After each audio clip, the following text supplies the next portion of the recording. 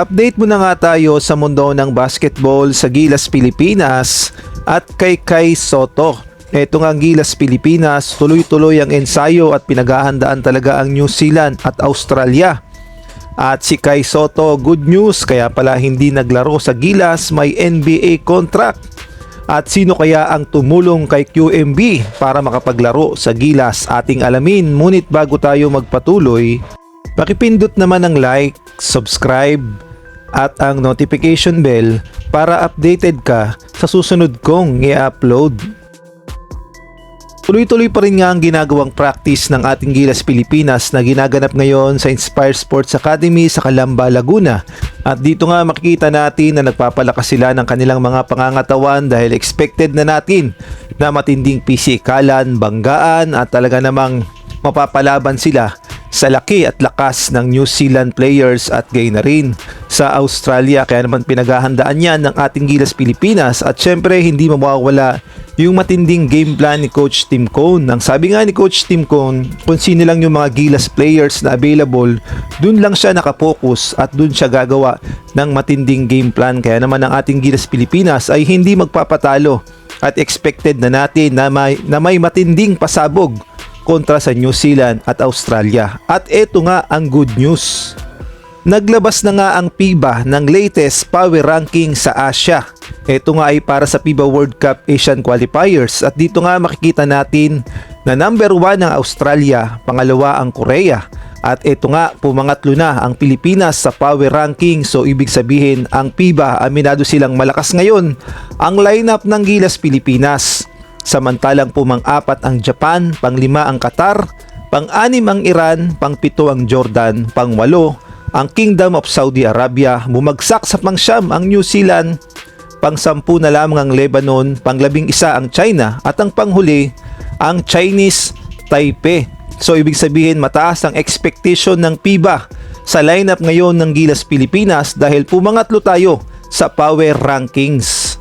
At atin namang pag-usapan itong si Kai Sotto at gayon na rin itong si QMB. Unahin na nga natin si Kai Sotto. Marami nga nagtatanong kung bakit hindi siya nakapaglaro sa Gilas Pilipinas at may mga nagsasabi na yung coach mismo o yung kanyang team sa Japan B-League na Koshigaya Alpas ang pumigil sa kanya upang hindi siya makapaglaro sa Gilas Pilipinas. Well, nagsalita na nga ang Koshigaya Alpas at sinabi nga nilang hindi nila pinigilan itong si Kai Sotto na maglaro para sa Gilas Pilipinas bagkus pumayag daw sila. Ang pumigil pala na makapaglaro si Kai Sotto para sa Gilas Pilipinas ang kanyang management team na East West, pero may matinding dahilan pala dahil ayon nga dito sa report magkakaroon pala itong si Kai Sotto ng short NBA contract. So ibig sabihin iniingatan nila itong si Kai Sotto na ma-prone sa injury dahil magkakaroon nga ng NBA contract. Syempre unang-una napakahalaga ng NBA contract, kahit sabihin na natin short NBA contract pa yan, exposure yan kay Kai Sotto at doon niya mapapatunayan na kayang-kaya niya na makipagsabayan sa NBA. Kaya siguro hindi siya pinaglaro dahil iniingatan ng kanyang katawan at inihahanda sa posibleng paglalaro niya sa NBA o sa NBA short contract. So malinaw na ang lahat na may dahilan naman pala si Kai Sotto kaya hindi siya makakapaglaro dahil susubukan niya muling pumasok sa NBA. At sa mga nagtatanong kung legit ba ang balita ko, ito nga ang sagot sa Inquirer Sports. Basahin nyo na lang at puntahan nyo ang kanilang Facebook page. Maraming salamat.